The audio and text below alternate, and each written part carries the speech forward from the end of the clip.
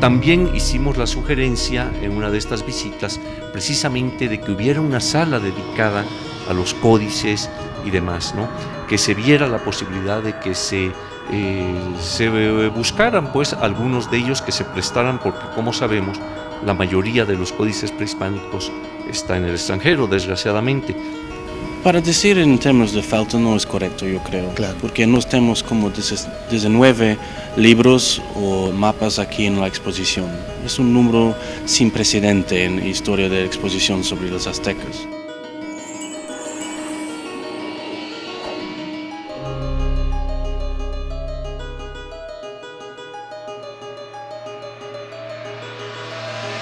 Quedé impresionada sobre todo en la última sala, que es cuando asumen lo que es el cristianismo, por así decirlo.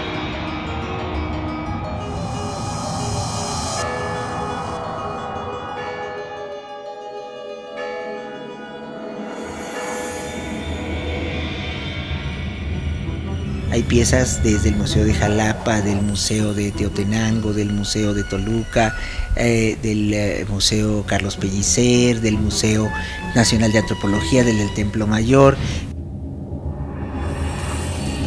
La idea pues era, a partir de la estética, poder mostrar lo que era la sociedad azteca en su conjunto a través de todo un recorrido que se puede hacer ahí. En el primer momento de la exposición, el primer impacto que tuvieron los británicos o el público en general era más relativo a la violencia o a la crudeza o al carácter sanguinario de muchísimos de los elementos que se presentaban en la propia exposición. La labor de la Embajada de México junto con los expertos en la civilización azteca, tanto mexicanos como británicos, ha sido la de llevar a esa opinión, llevar a la opinión pública y a la prensa misma a informarles y demostrar que en realidad la civilización azteca sí tiene unos elementos muy violentos como cualquier civilización, como cualquier cultura, y también tiene otros elementos muy constructivos, muy finos o muy refinados que están presentes en esta exposición. You always need a starting point, you need something to grab them. And I think obviously with the Aztecs, what grabs the children is the whole thing of human sacrifice.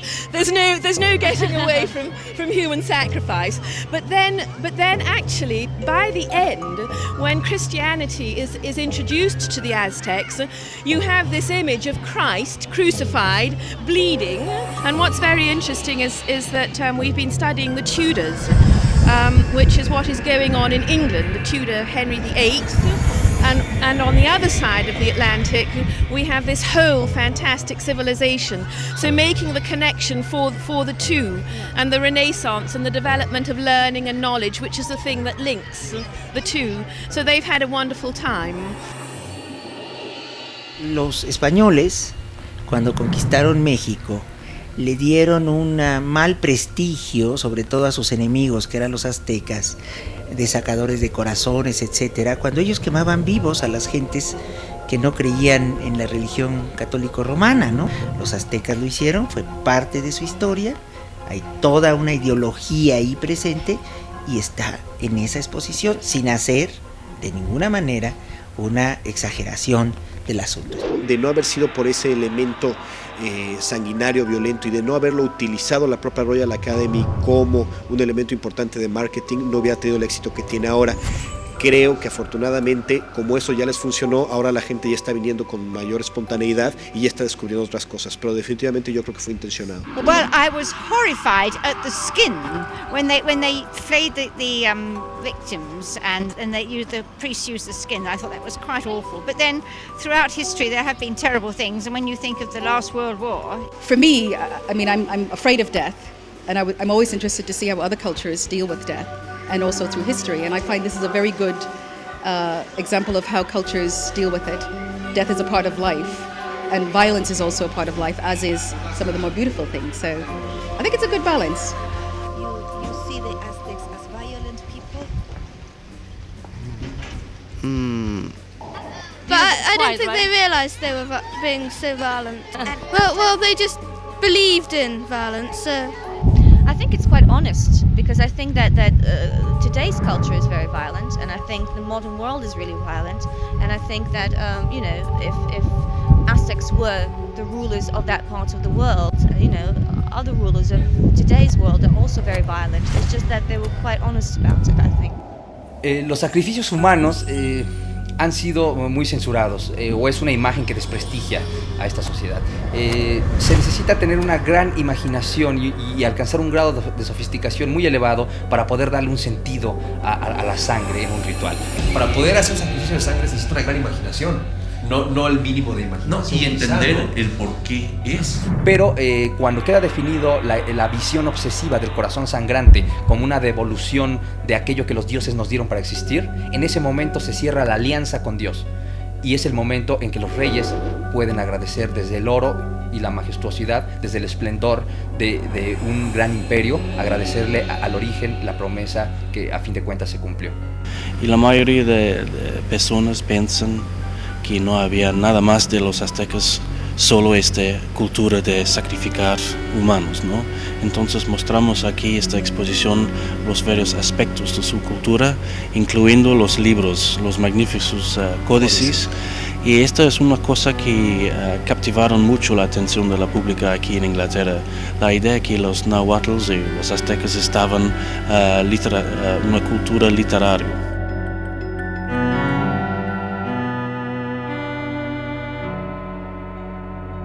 Para poder darle un sentido a un derrame de sangre, o para darle un sentido a un órgano, un sentido tan nodal, hay que tener, yo pienso, mucha imaginación como civilización, no como se piensa tener poca, ¿no? Pero además en una actitud biofílica, no necrofílica. Exactamente.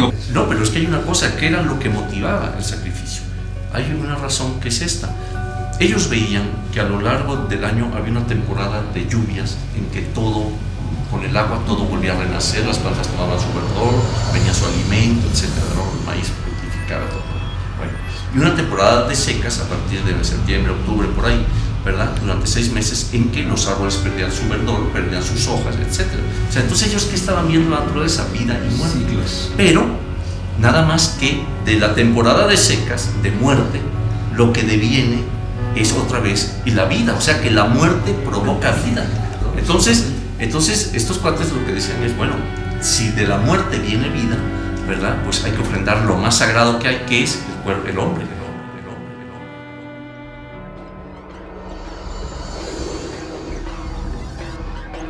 Herbert Marcuse criticó el punto en que la civilización se sobreorganiza, porque precisamente los grandes corporativos o los grandes sistemas de organización social han dejado de cumplir aquello que el liberalismo productivo prometió. Esto nos lleva a pensar que las civilizaciones del pasado que hemos considerado o que han sido consideradas como primitivas o bárbaras o violentas se encuentran en otro tipo de diálogo con la vida. La parte que se supone es criminal o la parte inmoral de culturas como la azteca es la parte que cumplía la función de, a través de la sangre, devolverle a la naturaleza lo que simplemente les prestó.